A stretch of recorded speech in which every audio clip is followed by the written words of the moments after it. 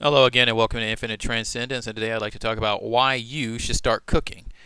Well, obviously, we know that junk food isn't healthy for us on an intellectual level, but there's a lot of other things that come with cooking that makes it good for you overall in your life, and it's a good habit to engage in and indulge in for a plethora of reasons that we're going to get into shortly. So we live in a today we live in a quick society, a society of speed, instant gratification, right now, right away. Get what you want now. Don't put in the time. Instant satisfaction. Fast food.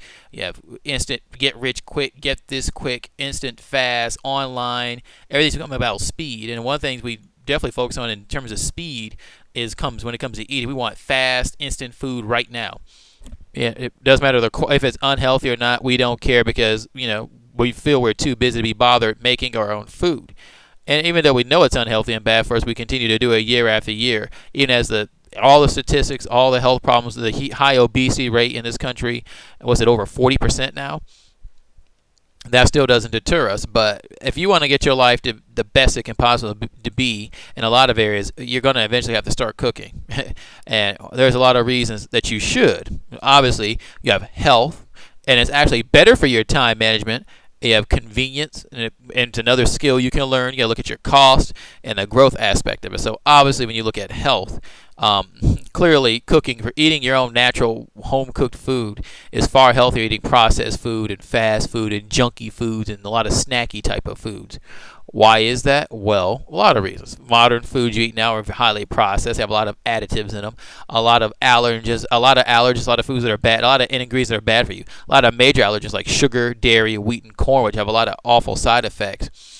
Those, and you have a lot of sweeteners, you have a lot of artificial sweeteners, you have a lot of other things and food that basically make, in some cases, almost a compound away from being plastic. And they put it in there to keep the food, to let the food have a long shelf life, and to give it that artificial, long-lasting flavor. If something can just sit on the shelf forever and ever, or for an extremely long time, then it isn't good for you. You want to focus towards eating foods that are more naturally made. You want to focus more towards eating foods, if you're going to eat meat, particularly white meat, I would say, and we want to have vegetables. You want to have your vegetables. You want to fill a lot of foods they tell you, even the foods that they tell you, I think people have been misinformed by, like eating lots of grains and things like that. A lot of grains have a lot of allergens in them as well, and it's hard for your body to digest and give you a lot of issues with celiac disease. I know for me, I stay away from grain. I stay away from corn, wheat, and sugar and dairy products because they give me a lot of problems. My body has a hard time digesting them. A lot of bad side effects. Even if it's not being fat, for me, it's more headaches, skin breakouts, stomach aches. I get hunger spikes. High blood sugar levels makes me really, really hungry. I have a family who's have a lot of diabetes, and in my family, a lot of illnesses, quadruple bypass type surgery. So a lot of it hits close to home for me. I'm not diabetic or anything like that, but it's still, I notice the difference when I'm not eating the best I can. I feel the difference inside of me. So what you have when you eat healthy, you'll feel better, you'll live longer, you'll feel more energetic, you won't feel tired all the time, you won't feel exhausted, you'll feel more light, you'll feel your body, of course, you'll look good, you'll develop more, it'll help you develop more muscle, and it'll help you regulate your metabolism, it'll help keep your blood sugar in check. You won't have a spiking and dropping blood sugar when you're eating too much starchy, highly starchy foods and a lot of sugars. So health is obviously a major consideration. But one of the ones people don't understand is time management. They think, well, fast food is so convenient, fast food is so quick, but I have to say, I think it's the convenience is overrated. If I got to drive out, especially multiple times a day, to go out and get food and drive back home, even an 8 or 9 mile drive, once you drive there, eat the food and come back, or drive there, bring the food back and eat it, you're talking 30, 40 minutes easy. In a lot of cases, that time adds up. I can get up in the morning, I could get up, cook all my food in my own schedule. I wake up super early, I make my food, I schedule all my food, cooking, do it at once, and I'm done. And I cook enough of it where I don't have to cook. I cook certain foods once every 2 days. Some foods I cook every day. But I cook it. It doesn't take too long. I can get in my robe and do it in 30 minutes. That's preparing it, putting it there, cooking it, and putting it away 30 to 45 minutes. If you just count the heating up part, that's about 15. If I want to cook some eggs or breakfast real quick, 15 minutes. If I got to get dressed, put on some clothes, go to the store, get some food and eat it and come back, I've already wasted time and gas and money doing that. So how much time are you really saving by going out? If you have to constantly go out and get food that way, you're wasting time. And you can argue, well, what if the place is right behind me? But I mean, if you want to argue that, first of all, it's junky food. You could if you want quick instant food, even then, I don't recommend it, but if you want to eat junky food and want to be convenient, you still have potatoes, things like noodles and canned canned goods, again, I don't recommend it. If you want something convenient, I say vegetables or certain fruits and vegetables, or you just preheat your food in advance. Get a food processor. Make your food in advance for the weekend. There's lots of ways to manage your time. Cook your week's worth of food in advance. There's lots of ways to get around this. Slow cooker. You can slow cook overnight. You go to sleep, put the slow cooker on. You do that too. It goes with time management. It's convenience. I can cook on my own schedule. I can make my food when I want to. I have to go out if the weather's bad. I have my food here.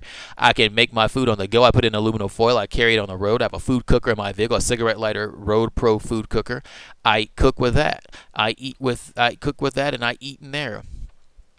I can eat anytime I want to. I can be at a friend's house. I can be out. I can be in a place or restaurant's not nearby, or I don't feel like going, or maybe that's food I don't like.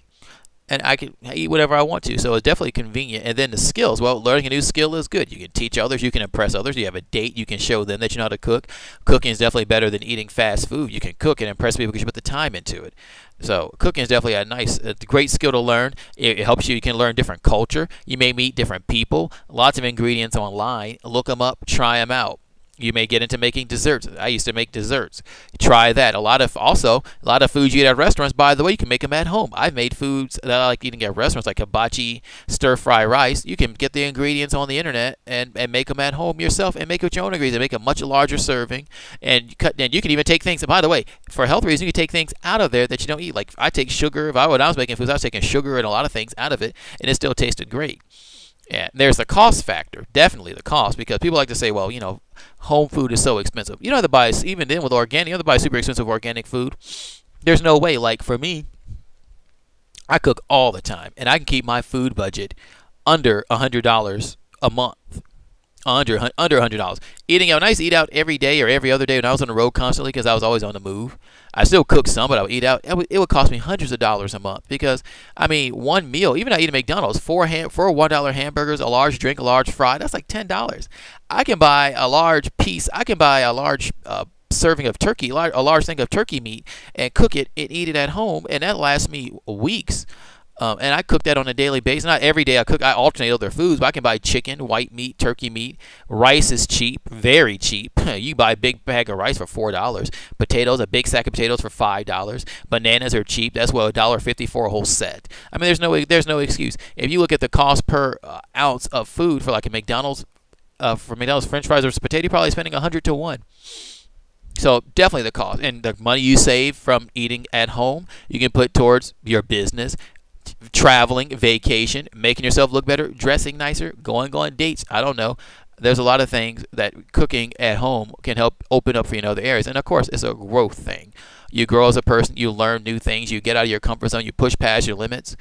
It's great for you. And once you get into the habit of doing it, you'll be like, why haven't I done this before? Once you get in the habit of doing it, first it's going to be annoying maybe. You may feel tired of doing it. But once you do it on a daily basis, you get to a point where you don't have to think about it anymore. And that's the thing about building life habits, is that you want to get to the point where something you don't have to think about it anymore. You just get up and do it. And once you do that, that's when you know you've made it. So what do you guys feel you do? Do you feel you cook enough? Do you feel you don't cook enough? Do you want some recipes or some tips maybe? Again, post in the article, post in the video. Let me know. And definitely do the best you can. Definitely check, like, and subscribe for videos and more content and more information and a lot of great content. And transcend infinitely.